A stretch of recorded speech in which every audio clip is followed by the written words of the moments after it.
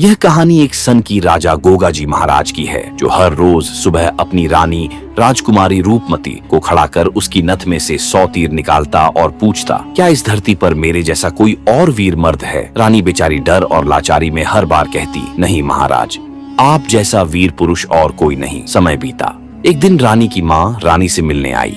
उसने अपनी बेटी की हालत देखी तो उसका दिल पसीज गया। बेटी बिल्कुल कमजोर और भयभीत लग रही थी। माँ ने चिंता से पूछा, बेटी ये कैसी हालत बना रखी है? तुम्हें कोई बीमारी है या समय पर खाना नहीं मिलता? आखिर बात क्या है? रानी ने पहले तो कुछ नहीं कहा, लेकिन माँ के बार बार पूछने पर टूट गई और रोते हुए बोली, माँ, महाराज हर रोज मेरी नथ में से 100 तीर निकालते हैं। हर तीर के साथ मेरी जान निकलने को होती है। अगर मैं हिल जाऊं तो मेरी जान चली जाएगी। इसी डर में मैं कुछ खा पी नहीं पाती।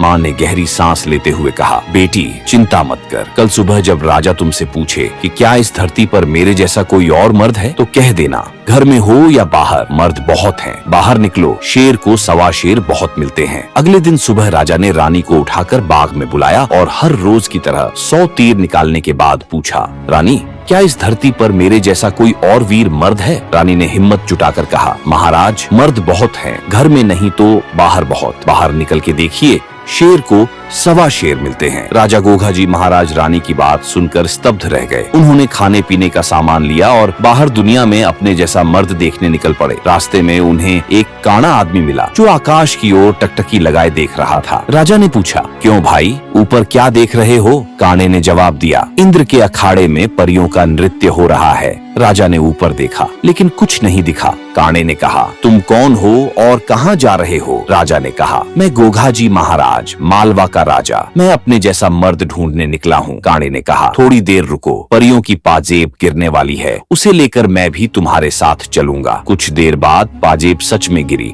और काने ने उसे उठाकर अपनी जेब में रख लिया। आगे चलकर राजा और काना एक तीरंदाज युवक से मिले जो किसी का इंतजार कर रहा था। राजा ने पूछा, क्यों भाई, यहाँ क्यों बैठे हो? तीरंदाज बोला, मैंने 100 कोस दूर तीर मारा है, मेरा दोस्त उसे लेकर आने गया है। ये सुनकर राजा हैरान रह गए। थोड़ी देर में एक लंगड़ा आदमी वह तीर लेकर लौट आया। राजा के पैरों तले जमीन खिसक गई। आगे चलकर ये चारों एक नगर पहुँचे जहाँ एक राजकुमारी के स्वयंवर की घोषणा थी। स्वयंवर की शर्त थी कि जो 50 कोस दूर से हंसता पान बोल सुपारी लाकर देगा, वही राजकुमारी से विवाह करेगा। लंगड़े आदमी ने अपनी दिव्य गति से यह शर्त पूरी की। जब निर्णय लेने का समय आया कि राजकुमारी किससे विवाह करेगी, तो राजा ने कहा, मैं पहले से ही विवाहित हूँ, मेरा अहंकार तो पहले ही टूट चुका है। काने ने कहा, मैं तो परियों के साथ ही खुश हूँ। तीरंदाज ने कहा, लंगड़ा मित्र ही सबसे योग्य है, क्योंकि उसने शर्त पूरी की। अंततः राजकुमारी का विवाह लंगड़े व्यक्ति से हुआ। राजा गोगा जी महाराज ने अपने व्यवहार पर पछतावा किया और प्रण लिया